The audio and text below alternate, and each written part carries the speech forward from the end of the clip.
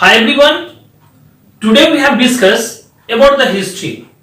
In history, basically we have discussed the chapter number 1, chapter number 2 and chapter number 3. In chapter number 1, we have discussed about the Mesopotamian civilization. Okay. In the second number chapter, we have always discussed about the Egyptian civilization. And in chapter 3, we have discussed always the Indus Valley civilization. Now, today the point of the chapter which we have discussed, that is the Chinese civilization. In the Chinese civilization, the point which we have discussed here. So first of all, we know that around 1800 BCE, a civilization arose in China along to be the river Huanghe, where it is Huanghe. So in around 1800 BCE, a civilization arose in the China along to be the river Huanghe, and the river basically provided the water for the cultivation of the crops on that time. And we also very well know that the Huanghe is also known as the sorrow of the China. There is a reason behind it, because on that time we know that it often changes its courses after the flood, destroying the crops and the irrigation canals. कहते हैं कि उस समय में खास करके अगर हम लोग बात करते हैं ना 1800 BC में आकर के, तो एक सिविलाइजेशन एरोज हुआ था वो रिवर हुआंगहो के अगल बगल में. कहां पे? Along the river हुआंगहो. अब ये रिवर खास करके प्रोवाइड करता था उस समय में पीपल को वाटर. किसके लिए वाटर प्रोवाइड करता था? तो खास करके वो कल्टीवेशन ऑफ क्रॉप्स के लिए. और दूसरी तरफ अगर हम लोग देखें ना, तो हुआंगहो को एक तरह से सॉरो ऑफ चाइना के नाम से भी जाना जाता था. तो सॉरो ऑफ चाइना के नाम से जाना जाता था, इसके पीछे कारण मैंने क्या कहा कि it often changes its course after flood. कहते हैं कि आफ्टर फ्लड के बाद में क्या होता था ना, ये अपने कोर्स को चेंज करता था. एंड डिस्ट्रॉइंग द क्रॉप्स, और फिर जितने सारे क्रॉप्स वगैरह रहते थे उसको डिस्ट्रॉय करता था. एंड इरिगेशन कैनल्स को भी ये पूरा का पूरा क्या करता था उस समय में, एक तरह से डिस्ट्रॉयड करता था. इसलिए इसको सॉरो ऑफ हुआंगहो को सॉरो ऑफ चाइना के नाम से भी जाना जाता है. So despite this the ancient Chinese depended heavily on the हुआंगहो. लेकिन इसके बावजूद भी कहते हैं कि जो उस समय में सिविलाइजेशन में जो रहने वाले पीपल सब थे ना, वो लोग इसी रिवर के ऊपर में वो एक तरह से स्टेबल हुआ करते थे. वो लोग इसके ऊपर में डिपेंडेंट हुआ करते थे. अब हम लोग आते हैं कुछ डायनेस्टी के बारे में. सबसे पहले नाम आता है द सैंग डायनेस्टी. कौन सा डायनेस्टी? इसको बढ़िया से हम लोग को अभी समझना है. ये डायनेस्टी हुआ करता था सैंग डायनेस्टी, SHANG. ये एक तरह से ना सैंग डायनेस्टी हुआ करता था. And united a major part of China under the ruler. कहते हैं कि ये एक तरह से ना यूनाइटेड था मेजर पार्ट ऑफ चाइना, इसके अंडर में, इस डायनेस्टी के अंडर में हुआ करता था, सैंग डायनेस्टी के अंदर में. अब नेक्स्ट जो डायनेस्टी हुआ सक्सीडेड, दैट वाज द चौ डायनेस्टी. इसके बाद जो बना ना वो आपका एक तरह से चौ डायनेस्टी के नाम से जाना गया. तो द चौ, जिसको एक तरह से जू डायनेस्टी भी कहा जाता है, succeeded the सैंग in the 12th century BC. ये कब आकर के हुआ था? तो 12th century BCE में आकर के एक तरह से ये डेवलप्ड हुआ था, एक तरह से सक्सेसिंग हुआ था 12th century में आकर के. 12th century BC में आकर के ये एक तरह से डेवलप्ड हुआ था. अब इसके बाद अगर हम लोग बात करते हैं तो it ruled till the 3rd century BC. और ये तब से लेकर के ना लगभग 3rd century जो था ना 3rd century BC तक एक तरह से ये रूल चलता रहा. यहां पर में ये भी एक तरह से बात देखने को है कि जब सैंग डायनेस्टी के बाद में फॉलो हुआ चौ डायनेस्टी, और ये चौ डायनेस्टी आपका स्टार्ट होता है 12th century BC से लेकर के, और ये रूल करता है लगभग 3rd century BC तक.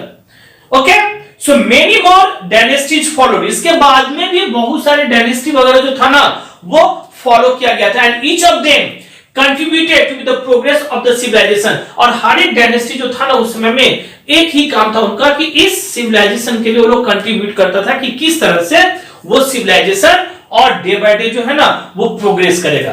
तो यहां तक हम लोगों ने इस चीज के बारे में पढ़ा। अब जो नेक्स्ट पॉइंट हम लोग पढ़ने जाएंगे दैट इज द सोसाइटी। अब इस सोसाइटी में जो पॉइंट्स वगैरह आएगा उसको भी सही से समझना है, उसको भी सही से पढ़ना है। जो नेक्स्ट पॉइंट मैंने कहा वो है आपका क्या चीज, सोसाइटी। अब इस सोसाइटी में अगर हम लोग बात करते हैं तो क्या था, अब एक एक करके देखेंगे। The king held in society में, the king held the highest position in the society. अब यहां पर में जो राजा हुआ करता था, वो राजा जो था वो हाईएस्ट पोजीशन खास करके सोसाइटी के अंदर में इनको मिला करता था, जो भी था उस समय में, किंग हो चाहे रूलर हो। अब अगर हम लोग सबसे पहले फर्स्ट एम्पायर ऑफ चाइना की बात करें तो हम लोग जानते हैं किंग शी हुआंग का नाम, क्या चीज, किंग शी हुआंग का नाम हम लोग बढ़िया से इसमें जानते हैं। ये वहां का सबसे पहला जो था वो एक तरह से एम्पायर बना था चाइना का, किंग शी हुआंग, ये उसका नाम आता है किंग शी हुआंग का, ये सबसे पहला एम्पायर था। तो सोसाइटी में हम लोगों ने एक चीज पढ़ा कि जो किंग हुआ करता था so held the highest position in the society. ये सोसाइटी के अंदर में सबसे हाईएस्ट पोजीशन इनका हुआ करता था। अब किंग के बाद में जो आता था वो नेक्स्ट था, then came to be the nobles. अब इसके बाद में राजा के बाद में जो था ना वो आपका नोबेल्स वगैरह आया करता था, ठीक है। किंग के बाद में कौन आया, nobles, and who assist the king, जो खास करके किंग को असिस्ट करता था, किंग के काम के मतलब रूप में वो भी करता था। इसके बाद merchants, craftsman and the farmer were the names. इसके बाद में आपका मर्चेंट्स का नाम आता है, और इसके बाद में अगर हम लोग देखें तो क्राफ्ट्समैन का नाम आता है, मर्चेंट्स का नाम आएगा, फिर इसके बाद में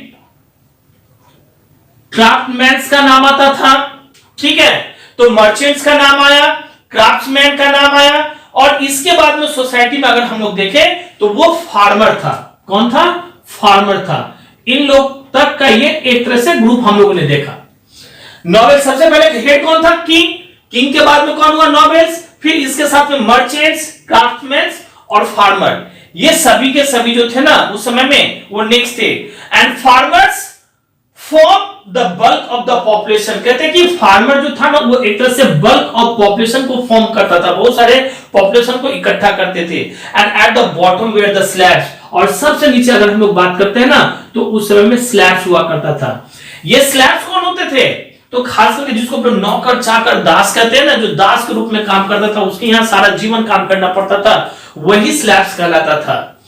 लेकिन स्लैब्स के बारे में अगर हम लोग और एक पॉइंट देखें तो they had a miserable life. कहते हैं कि स्लैब्स के बारे में अगर हम लोग बात करते हैं ना तो इनका जो लाइफ था ना वो बहुत ही मिजरेबल था। मिजरेबल का मतलब क्या होता था कि बहुत ही कष्ट वाला लाइफ हुआ करता था। तो दे वर sometimes buried alive along with the master so that they could serve him even after the latter's death। कहते हैं कि स्लैब्स को उस समय में क्या किया जाता था, उसका जो मालिक होता था ना, मालिक के साथ जब उसके मालिक मर जाते थे तो उसके साथ ही उसके नौकर, वो जिंदा, उसके नौकर को एक तरह से जिंदा दफना दिया जाता था।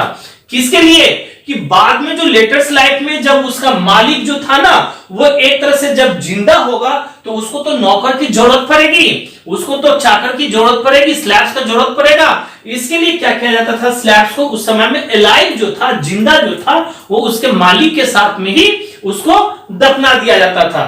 तो ये सारी की सारी बातें हम लोगों ने अभी तक पॉइंट्स में देखा, ठीक है।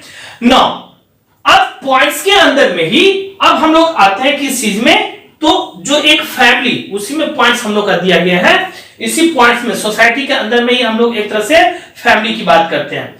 तो people live in a small class. अब फैमिली की अगर हम लोग बात करें ना तो उस समय में पीपल जो थे ना वो एक तरह से स्मॉल क्लास में रहा करते थे, मतलब छोटे छोटे क्लासेस में रहा करते थे, छोटे छोटे ग्रुप्स में रहा करता था फैमिली में खास करके। And family was a very important unit, और खास करके जो फैमिली था ना वो एक तरह से इंपॉर्टेंट यूनिट के नाम से भी जाना जाता था। The head of the family was highly respected, और खास करके उस फैमिली का जो हेड हुआ करते थे, चाहे वो फादर हो चाहे जो भी हो, उनको ना एक तरह से हाईली रिस्पेक्ट दी जाती थी, उनकी बातों को सुना जाता था क्योंकि वो हेड हुआ करते थे। And the children respected their the elders. इतना ही नहीं, जो बच्चे हुआ करते थे वो अपने एल्डर्स को एक तरह से ना रिस्पेक्ट करते थे, जो भी उनसे बड़े हुआ करते थे। and the Chinese also venerated their ancestors। और इतना ही नहीं, खास करके चाइनीज जो होते थे ना, वो अपने एंसेस्टर की भी बात को सुना करते, मतलब एक तरह से मान के ही चलते थे। वो लोग जो भी कर करके चले गए ना, उन लोगों के भी बात को एक तरह से वो लोग भी मान करके चलते थे। तो ये एक तरह से सोसाइटी के अंदर में हम लोगों ने पॉइंट देखा।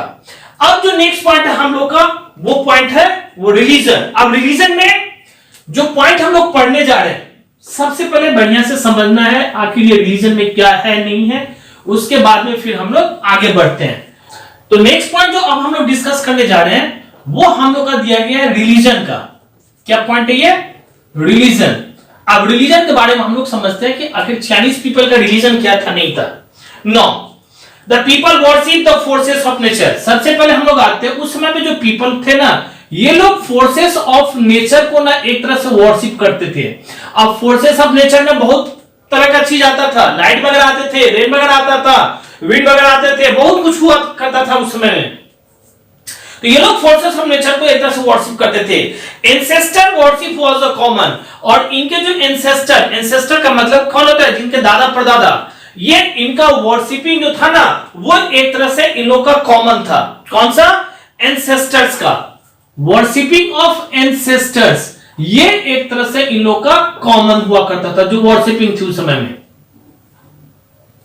इसके बाद ये तो हो गया, एंसेस्टर का कॉमन हो गया। Now it was a believe that after death a human being turn into be the powerful soul. और इतना ही नहीं, कहते हैं कि ये लोग एक तरह से बिलीव करते थे कि मरने के बाद में आदमी का जो है ना, आदमी जो है ना, वो एक पावरफुल सोल में जो ना वो चेंज हो जाता है, मतलब उसका जो आत्मा है वो पावरफुल हो जाता है, उसमें चेंज हो जाते थे। और इसके बाद में and which had to be the worship, और खास करके फिर जिसको एक तरह से वो लोग वर्शिप किया करते थे। तो ये रिलीजन में हम लोगों ने देखा खास करके कि सबसे पहले तो वो लोग फोर्सेस ऑफ नेचर को करते थे, फिर एंसेस्टर का जो था वो एक तरह से कॉमन था इन लोग का वर्शिपिंग।